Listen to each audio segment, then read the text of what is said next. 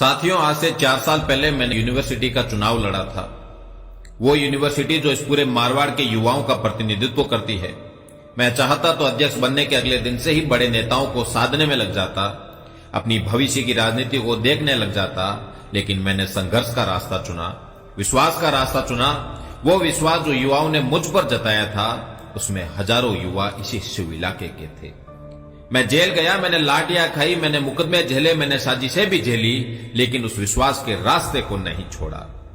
मैं राजनीति नहीं जानता, मैंने जो किया वो खुला किया, सामने किया, डंके की चोट पर किया, छाती ठोक के किया। मैं राज की नीति पर नहीं, विश्वास की नीति पर चला। बुरा दौर व्यक्ति के जीवन में भी आता है और समाज के जीवन में भी आता है।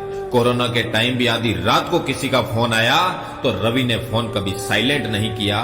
गायों में लंपी की बीमारी हुई थी, गांव में हाहाकार मचा था, लोगों के आंगन में गायों की लाशें पड़ी थी, शरीर से मांस के लोथड़े गिर रहे थे, खून से लथपथ गोवंश को देखकर हमारे लोग जब रो रहे थे, तब मैंने अपनी राजनीति नहीं देखी, अपना विधानसभा क्षेत्र नहीं देखा। जैसलमेर से लेकर बाड़मेर तक हजारों गायों के टीकाकरण का काम किया। मुझसे जितना हो सकता था किया। ना गांव देखा, ना जाति देखी, ना धर्म देखा, सिर्फ ईमान देखा और सिर्फ विश्वास देखा। गाय वोट नहीं देती है, लेकिन हमारे इस इलाके के लोगों को रोजी रोटी गाय भेड़ बकरी पर ही तो टिकी है।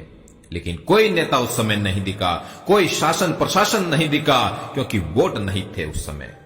मुझे लंपी से तड़पती गायों के नजारों ने भीतर तक हिला दिया था।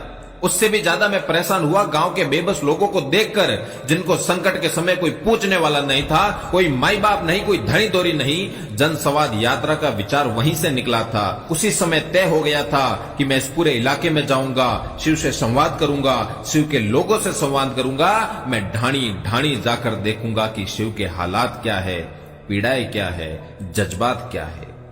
हमने जनसंवाद यात्रा निकाली और तस्वीरें आप सबने देखी। आज भी शिव में 80 से ज्यादा गांव ऐसे हैं जहां नेटवर्क नहीं है, सड़क नहीं है। 200 किलोमीटर में फैला शिव, लेकिन एक भी अस्पताल नहीं है। कोलेचा आरंग से लेकर मुनाबाव गडरा रोड तक बुखार भी आए तो इलाज के लिए बाड़मेर जाना पड़ता है। स्कूलों के हालात आप सब जानते हैं। जनसंवाद यात्रा में मुझे एक उम्मीद दिखी, बुजुर्गों के आंखों में उम्मीद, उनके आने वाली पीढ़ियों की बेहतरी की, युवाओं में उम्मीद बेहतर भविष्य की। बुखार और बीमारियों को झेलते हुए भी खेत में काम करती मां बहनों का विश्वास कि कल हमारे गांव में अस्पताल होगा। मेरी बहनों की आंखों में उम्मीद कि हमारे गांव में 10वीं और 12वीं तक की स्कूल होगी और हम भी पढ़ेंगे। अगर आज मैं यहां ठहर गया तो इस विश्वास का क्या होगा, इन उम्मीदों का क्या होगा?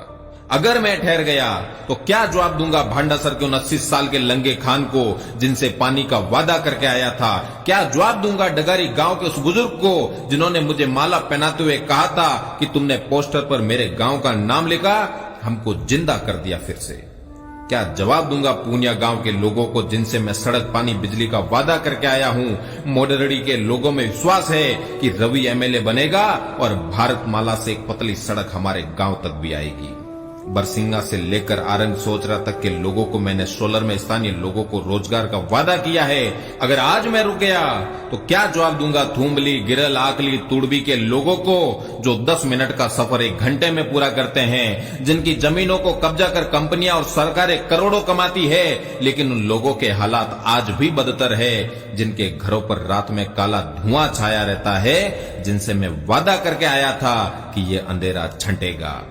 मैंने कोटड़ा, हड़वा, हड़वेचा के लोगों को सड़क का वादा किया था। भाड़का से लेकर भियाड़ और उंडू आरंग तक के किसानों को लाइट ट्रिपिंग से मोटरें जलती है, हजारों का नुकसान हो जाता है, समय पर बिजली नहीं मिलने से फसलें बर्बाद होती है। उनके और मेरे बीच उम्मीद और विश्वास का रिश्ता बना था।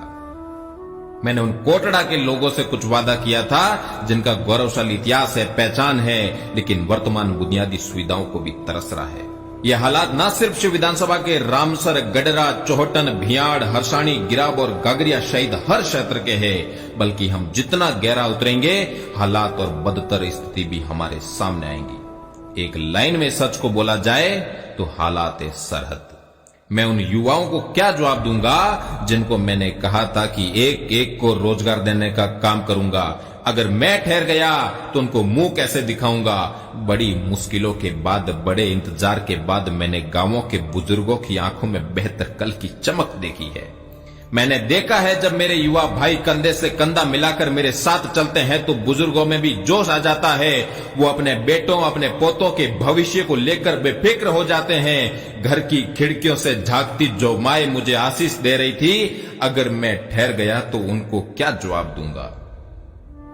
लोकतंत्र में चुनाव लड़ने का सबको हक है, लेकिन शिव की 4 पंचायत समितियों, 124 ग्राम पंचायतों, 630 गांवों और 2000 ढाणियों की तरक्की कैसे होगी, इसका प्लान किसके पास है। शिव के 200 गांव ऐसे हैं जहां 10वीं तक स्कूल भी नहीं है, बहन बेटियां अनपढ़ रह जाती है। सैकड़ों गांव है जहां आज भी सड़क नहीं है, स्कूल नहीं है, पीने का पानी नहीं है।